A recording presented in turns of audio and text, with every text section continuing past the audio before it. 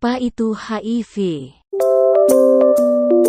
HIV, Human Immunodeficiency Virus. Virus ini yang menumpang hidup dan merusak sistem kekebalan tubuh kita, sehingga kita mudah terjangkit penyakit infeksi.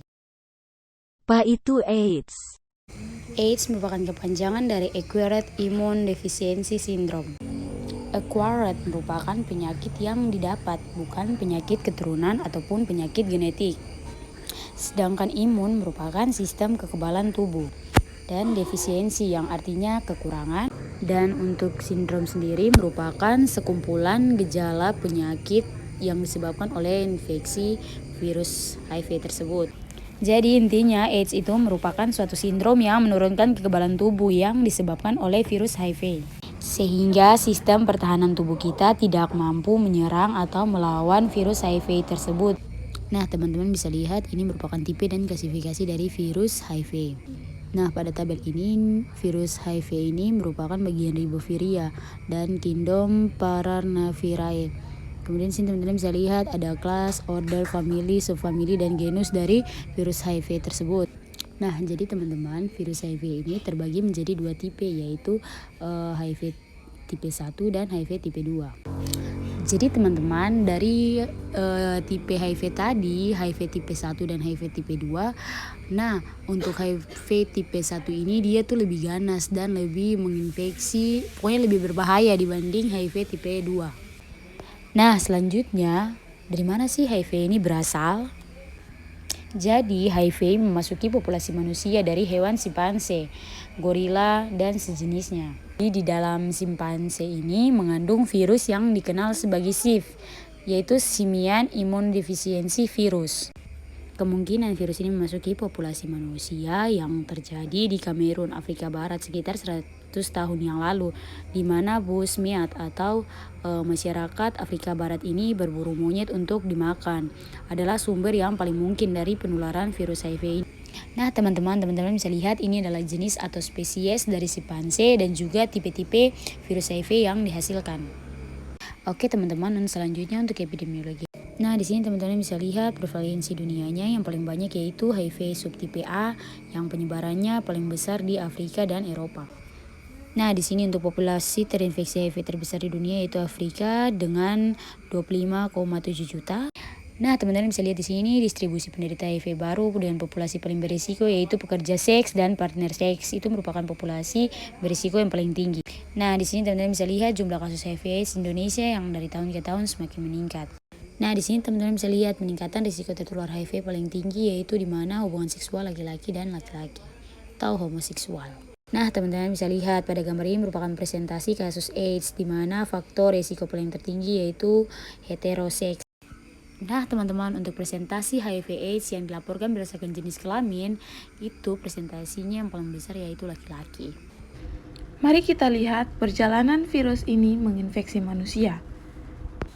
Nah guys, virus ini dapat menginfeksi manusia melalui beberapa cara, diantaranya melakukan hubungan seksual dengan pasangan yang berbeda-beda, melakukan transfusi darah dengan pasien yang terinfeksi, menggunakan jarum suntik secara bersama-sama atau terkena tusukan dari jarum orang yang terinfeksi HIV. Dan yang terakhir adalah penularan secara vertikal dari ibu kepada anak saat kehamilan. Nah, setelah virus berhasil menginfeksi seseorang, virus kemudian akan masuk pada peredaran darah dan dibawa menuju pada sel target atau sel hospes, yaitu sel imun, di mana sel imun yang menjadi target adalah sel limfosit T yang mempunyai reseptor CD4. Nah, siklus yang pertama yaitu binding, di mana virus akan menempel pada membran sel imun. Virus memiliki glikoprotein yang akan mengenali reseptor pada membran sel imun yaitu kemokin, di mana glikoprotein dan kemokin reseptor akan bergabung. Nah, di situ akan menyebabkan proses lisis.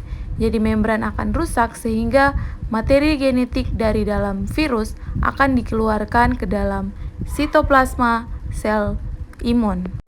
Ini disebut sebagai tahap kedua yaitu fusion. Kemudian materi genetik berupa RNA tadi akan mengalami proses transkripsi atau penyalinan, di mana materi genetik dari RNA virus ini akan menyalin materi genetik daripada sel imun sehingga menyerupai sel imun. Kemudian akan melakukan proses penggabungan bersama rantai DNA di inti sel imun atau nukleus. Hal ini disebut sebagai provirus atau profag. Ini memasuki tahapan integrasi, kemudian pada tahap replikasi, di sini profag atau provirus tadi akan direplikasi sebanyak mungkin untuk membentuk virus yang baru. Melalui proses translasi sehingga membentuk struktur virus yang matur dan baru untuk siap dikeluarkan dan menginfeksi sel imun yang lainnya. Ini adalah gambaran ketika virus menginfeksi dan membentuk virus baru.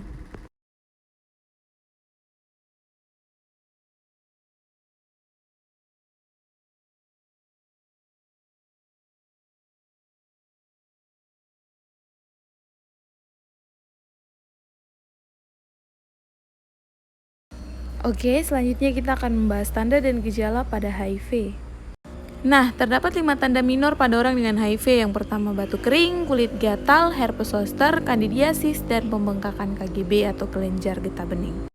Nah, ini merupakan tabel stadium klinis HIV menurut WHO terbagi atas 4 stadium. Teman-teman bisa melihat. Stadium 1 atau asimptomatik. Sini tidak ada gejala yang spesifik, biasanya disertai dengan limfadenopati. Stadium 2 biasanya serta dengan sakit ringan, seperti pada tabel.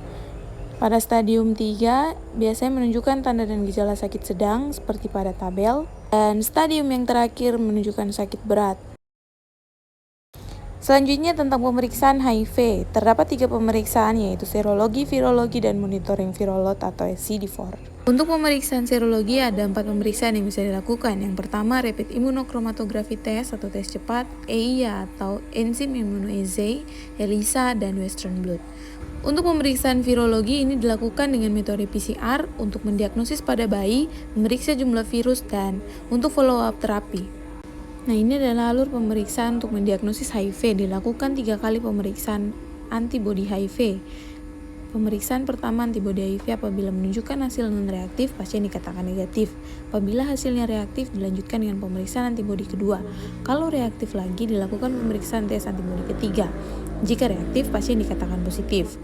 Untuk pemeriksaan yang kedua, apabila hasilnya non-reaktif, dilakukan pengulangan sebanyak 2 kali, keduanya reaktif atau salah satunya reaktif, maka dilanjutkan dengan pemeriksaan antibodi yang ketiga. Apabila hasilnya non-reaktif maupun reaktif, teman-teman bisa lihat pada tabel di bawah. Selanjutnya kita akan membahas tentang tata laksana HIV. Nah teman-teman, untuk tata laksana HIV sendiri sampai saat ini belum ada obat yang dapat menyembuhkan HIV. Namun untuk obat yang sekarang ada yaitu ARV antiretroviral. Obat ini digunakan sebagai terapi untuk menghambat perkembangbiakan virus HIV ini di dalam tubuh. Terapi ARV ini memberi kesempatan pada orang dengan HIV untuk hidup lebih produktif. Untuk manfaat antiretroviral, yang pertama menurunkan jumlah virus dalam darah sampai tidak terdeteksi dan mempertahankannya. Yang kedua, memperbaiki kualitas hidup dari pasien tersebut. Yang ketiga, mencegah terjadinya infeksi oportunistik.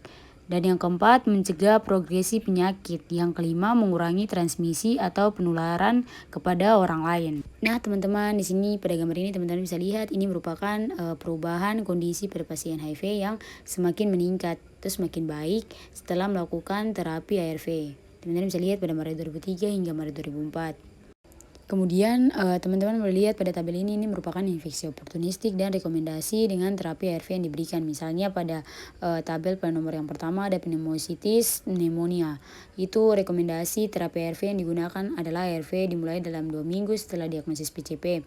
Kemudian yang kedua ada encephalitis toxoplasma. Di sini untuk rekomendasi terapi ARV-nya itu dimulai dalam 2-3 minggu. Kemudian yang ketiga adalah cryptoporidosis.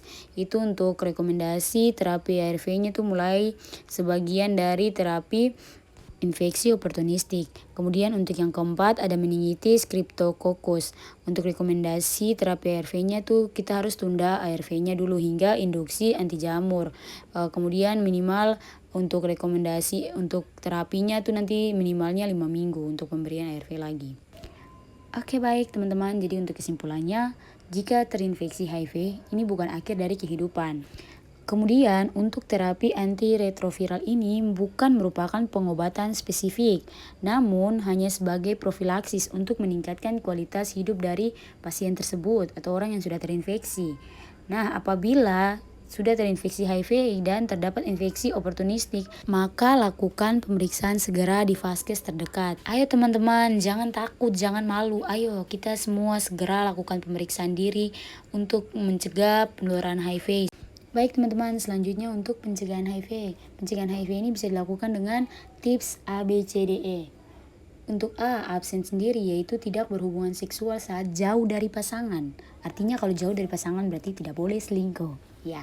Kemudian B, yaitu be faithful, artinya harus setia, tidak gonta-ganti pasangan, setia pada satu pasangan saja. C, yaitu kondom, yaitu memakai kondom saat melakukan hubungan seksual. Dan D, drugs, artinya tidak mengonsumsi narkoba dan tidak melakukan penggunaan jarum suntik secara berganti-gantian. Dan untuk E, yaitu edukasi, aktif mencari informasi yang benar. Baik teman-teman, sekian dari video edukasi dari kelompok kami. Semoga video ini bermanfaat bagi teman-teman. Ayo teman-teman semuanya, sayangi diri kalian dan cegah penularan HIV.